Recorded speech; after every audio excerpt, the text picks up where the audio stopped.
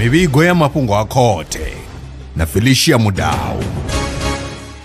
A tshi kha ḓivha madekwana vhuḓi kha Belrand News u tevhela news u kilikota reports na mpho Felicia Mudau sanga misi vhatevheli ri vha ri tshi khou ḓisela mafhungo oṱhe o toṱhodza mafhungo fhano tshiṱirikini tsha Vhembe ri vha ri tshi khou lavhelesa Musina Makhado Collins Chavani khathihi na Thulamela ri khou thoma u lavhelesa khothe ya madzhisiṱiraṱa wa Thohoyandou yo pfukisela phanḓa mulandu wa muhumbulelwa ane a khou ṱumanyiwa na Brayo ḽa mutshidini wa Yunivesithi ya Venḓa Sifundo Masindi wa miṅwaha ya 2 u ḓo dovha hafhu ḓivhonadza phanḓa khothe nga ḽa 2 ḽa ṅwedzi wa Lambamai 2026 muhumbulelwa ndi ane a vhofha ḽa Miliwane u khou baḓikanyiwa na Brayo ḽa vhulondolwe vhukalanga wa miṅwaha ya 2 mufu ndi ane a vhofha ḽa Tshitomboni u vhulaula tshiṱuku vhukuma nga u tou ṱhavhekanywa musa Yunivesithi ya Venḓa nga ḽavhuṱanu ḽa 29 Ṱhangule 2025 tshifhinga tsho fhelaho mulandu uyu tshi dzhena khothe yo hanedzana na khumbelo ya biḽi ya muhumbulelwa une zwa zwino muhumbulelwa u khou ḓivha thumbuni ya Lukhoye zwinzhi kha ri pfhi musi Mantle Ndimane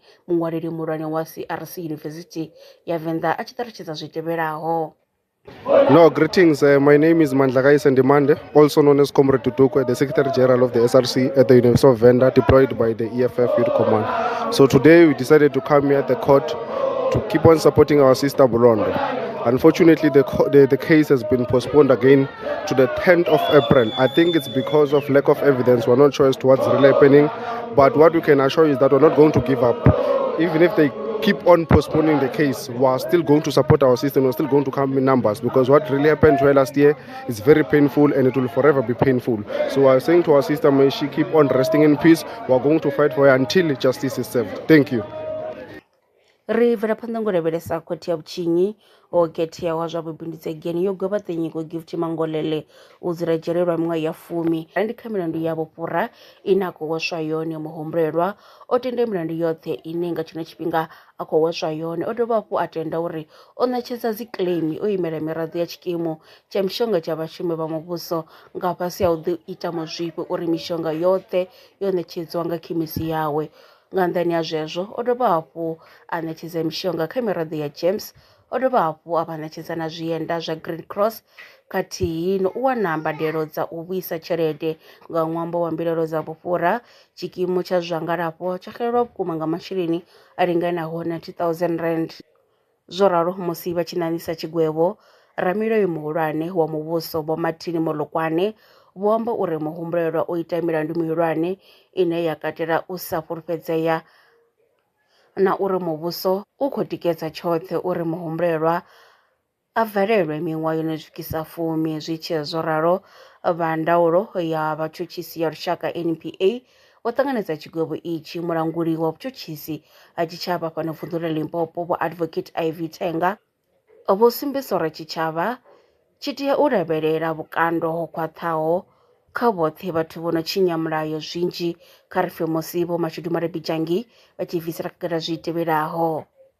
Khothe ya zwa milandu ya vhubindudzi fhaḽa Giyani yo gwevha muhulwane wa khemisi Nyiko Gift Mangolele u dzula dzhele miṅwaha ya 10 kana u badela tshelede ya ndaṱiso i swikaho R500,000 kha milandu ya vhufhura ya 18. Fhedziha Mangolele o tenda milandu yoṱhe a ri o isa dzi claim dza vhufhura kha tshikimu tsha dzilafho tshi ḓivheaho sa James a tshi khou fha zwienda zwa Green Cross na tshelede nga murahu ene a kona u badelwa nga tshikimu hanga vhathu vho renga mishonga khemisini.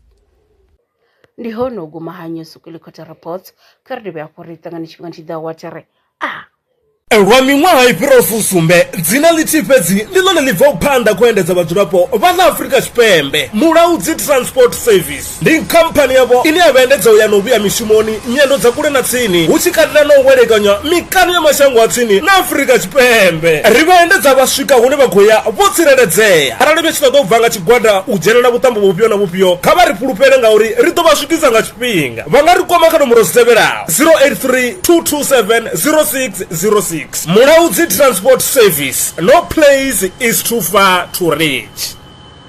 zwino ri tshi khou amba vha nga vha sa ḓivhi uri masheleni a u tandulula thaidzo ine vha vha nayo vha ṱo a wana gai vha songo tsha ṱwa vha tshi renga nga ṱhoho lini. Bellrun Brands i hanefha tsini na vhone ri ḓo vha thusa u bva kha 500 u swika kha 4000 randa. Riṋe ri khou ṱoḓa tshiḽipi tsha muholo, khophi ya basa, 3 months bank statement na proof of residence. U bvapo tshelede i khou ṋamba ya dzheniswa nga murahu ha zwiminetse nyana. Kha vha rumele WhatsApp zwino 072 019 5843. Bellrun Brands ndi vha hadzimiswa masheleni vho ḓi ṅwaliselaho.